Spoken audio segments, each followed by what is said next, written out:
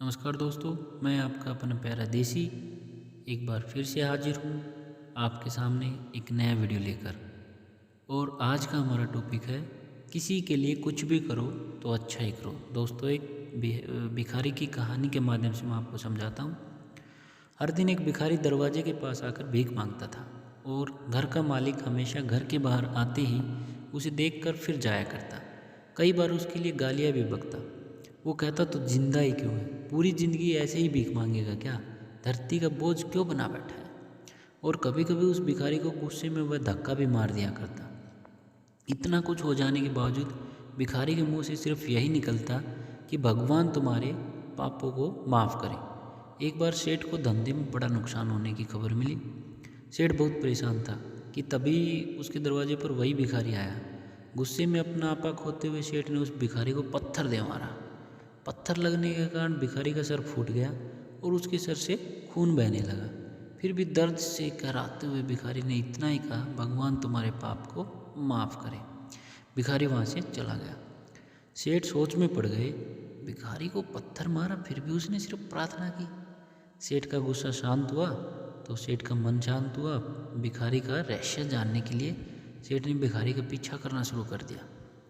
भिखारी जहाँ जहाँ जाता सेठ उसके पीछे जाता। सेठ ने देखा कि कोई उसको खाना देता, कोई उसको मारता, कोई अपमानित करता तो कोई गाली देता। लोग भिखारी के साथ चाहे जैसा व्यवहार करते, लेकिन भिखारी सबके लिए एक ही प्रार्थना करता कि बोलता कि भगवान तुम्हारे पाप माफ़ करे। अब रात होने को आई थी। भिखारी अपने घर जाने के लिए लौटा। वो अपने घर पहुंच गया, लेकिन सेठ अब भी उसका पीछा कर रहा था। एक पुरानी टूटी हुई खटिया पर एक बूढ़ी औरत लेटी हुई थी। काफ़ी कमज़ोर और बीमार लग रही थी। वह भिखारी की पत्नी थी। अपने पति को वापस आता देख वह खाट से उठ खड़ी हुई। पत्नी ने अपने पति के भीख वाले कटोरे में देखा, उसमें सिर्फ आधी बासी रोटी थी। उसे देखकर वह बोली, आज बस इतना ही मिला? और हाँ, आपके सिर में खून निकल रहा है, ये चोट कैसी लगी? बूढ़ा भिखारी बोला, आज बस इतना ही मिला, किसी ने कुछ नहीं दिया। सब ने गालियाँ दी और एक ने पत्थर भी फेंका, इसलिए मेरा सिर फट गया। एक गहरी ठंडी सांस लेकर बूढ़ा भिखारी फिर से बोला, यह मेरे ही पापों का फल है।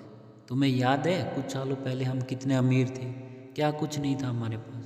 हमारे पास हर चीज़ ज़रूरत से ज़्यादा थी, लेकिन हमने कभी दान नहीं किया। और उससे भी बुरा हमने उस अंधे भिखारी के साथ किया जो हमारे द्वार पर भीख मांगने के लिए आया करता था। बूढ़ी पत्नी की आंखों में आंसू आ गए। वह बोली, हाँ, हम उस बेचारे अंधे के साथ बहुत बुरा करते थे, उसका अपमान करते थे। उसे खाने के लिए रोटी की जगह हम कागज़ दिया करते, उसका मजाक उड़ाया करते और कभी कभी मारा भी करते। मैंने कभी उसको रास्ता नहीं दिखाए। एक बार मैंने उसके मुंह पर मिट्टी भी फेंकी थी और वह हमेशा दुखी होकर यही कहता कि भगवान तुम्हें तुम्हारे किए की सज़ा देगा, भगवान तुम्हारे पापों की सज़ा ज़रूर देगा। उसका श्राप सच हुआ और इस दुख भरी जिंदगी में आ गए। भिखारी बोला, हाँ, उसका श्राप सच हुआ, इसलिए मैं किसी को बद्दुआ नहीं देता, चाहे कोई मेरे साथ कैसा भी बर्ताव करे। मैं हमेशा उसके लिए प्रार्थना करता हूँ। मैं नहीं चाहता कि कोई भी हमारी जैसी ज़िंदगी का अनुभव करे, किसी को भी हमारे जैसे दुखों का सामना करना पड़े।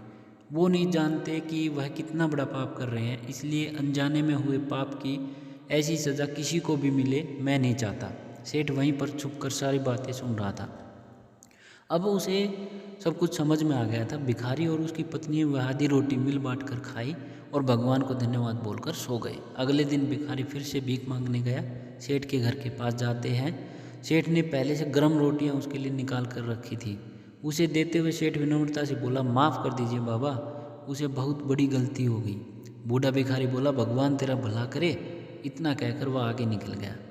इस कहानी से दोस्तों जो सोई सीख देख लेने लायक है वह बड़ी सिंपल है कि आदमी चाहे किसी के बारे में बुरा कहे या भला करे, लेकिन भगवान सिर्फ कर्म के हिसाब से उसको फल देता है। क्या हुआ अगर भगवान नहीं देखता? लेकिन यह बात बिल्कुल सच है, उसके खाते में सबका हिसाब बहुत पक्का होता है।